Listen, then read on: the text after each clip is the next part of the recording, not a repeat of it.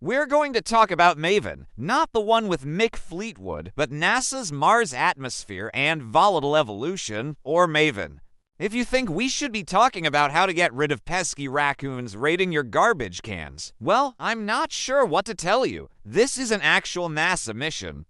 The spacecraft launched in November 2013 and arrived at Mars in September 2014. Its mission was to determine how Mars lost most of its atmosphere over billions of years, along with the water and other volatiles that once made it a more Earth-like planet. In other words, why did Mars turn into this barren frozen desert?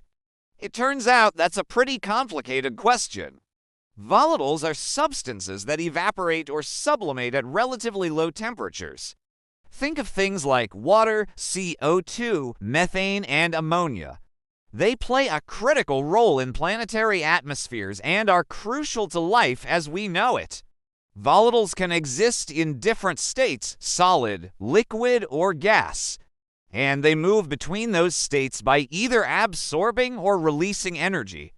When a planet is hot enough, volatiles will exist in a gaseous state in its atmosphere. But when a planet cools, those gases can condense into a liquid or even freeze into a solid. And all planets lose some volatiles due to their weak gravitational pull.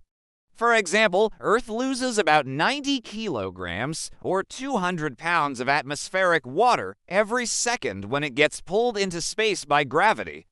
Luckily, though, we don't have much to worry about because Earth has a very strong gravitational pull compared to rocky planets in the solar system. So although we do lose volatiles, we gain far more through processes like outgassing from volcanoes and the delivery of materials via asteroids and comets. Mars, however, has both a weaker gravitational pull and no active volcanoes. So it doesn't have the same replenishing processes we do here on Earth, and that means its atmosphere was never as thick as ours. But scientists believe that early Mars was warmer and had a thicker atmosphere than it does today. And understanding why and how that happened could have huge implications for future human missions to the Red Planet. Now there are a few competing hypotheses about why Mars lost its atmosphere. One idea is that the planet just never had a lot of gas surrounding it. Maybe it formed without a substantial atmosphere, or maybe its atmosphere was blown away by solar activity.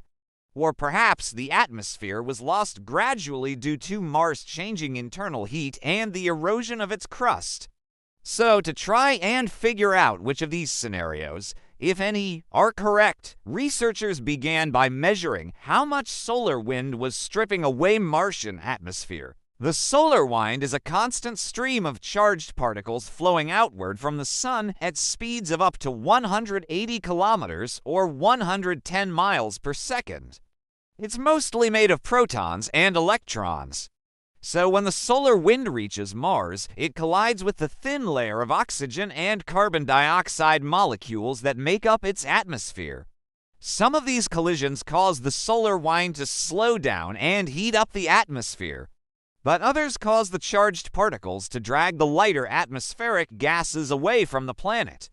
These stripped gases then become part of the solar wind, blowing out into space. Over billions of years, this process would gradually deplete the atmosphere of its lighter gases, changing the balance of elements in the air and making it harder and harder for Mars to hold on to any atmosphere at all.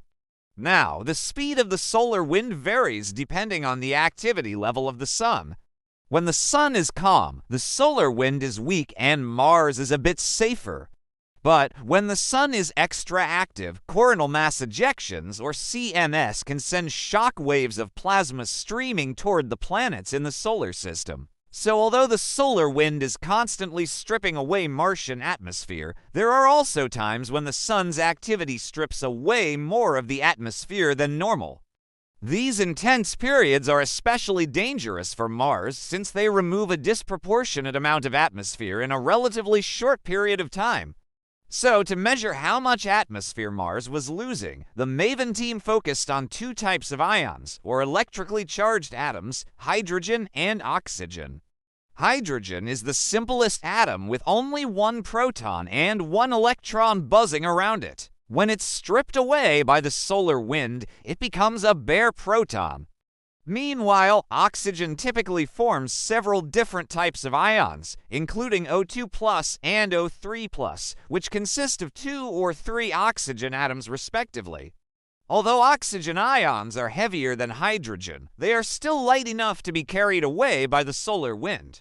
To measure these ions, MAVEN carries a particle energy and moments analyzer called PEMA. PEMA uses an electric and magnetic field to steer and focus the ions onto a special sensor, which is basically a little plate with a bunch of pins in it. Each pin represents a different energy level, and when an ion hits one of the pins, it causes a small electrical signal. By measuring the number of ions hitting each pin, PEMA can figure out how fast they were moving, which tells us how much energy they absorbed during their collision with the solar wind. Now, once the team had a good understanding of how much atmosphere was being stripped away, they needed to figure out what role solar activity played. There are 3 main features of solar activity that might affect a planet's atmosphere: CMS, solar flares, and coronal holes. CMS are those intense bursts of plasma that get released during particularly active periods in the Sun's cycle. Solar flares are massive bursts of radiation that erupt from the Sun's surface, and coronal holes are regions with lower levels of solar activity. All 3 can release charged particles that make their way to a planet like Mars and strip away some of its atmosphere. But while CMS are relatively easy to track, solar flares and coronal holes are much more difficult to observe. Since they happen so far away, it's hard to know exactly what's happening. So studying them requires a little creativity. Enter STEREO, that's the Solar Terrestrial Relations Observatory. And no, I don't think they had to change the name after finding out there was already a band called STEREO. It's actually a twin spacecraft mission designed specifically to look at the sun from different angles. Normally, we can only see the sun from the side and not even the whole side because the Earth would block the rest. But by putting the STEREO spacecraft on either side of the Earth, we can finally see the entire sun. And keep an eye on things like CMS, solar flares, and coronal holes as they rotate into view. In fact, the STEREO mission was what first alerted the MAVEN team to the arrival of ACME that hit Mars in late 2014. With the help of STEREO, the MAVEN team could study the solar wind as it hit the Martian atmosphere. And what they found was pretty interesting. The atmosphere was able to stop most of the slower-moving protons from the solar wind, but it wasn't able to stop the faster-moving ones. Those punched right through and carried away tons of oxygen. The team learned that in general, solar wind strips away about 130 kilograms or 290 pounds of oxygen from Mars every second. And although that seems like a lot, it's actually not that much. The atmosphere still loses about 760 kilograms or 1,700 pounds of oxygen every second due to normal processes. In other words, the atmosphere is more than 5 times more vulnerable to the loss caused by normal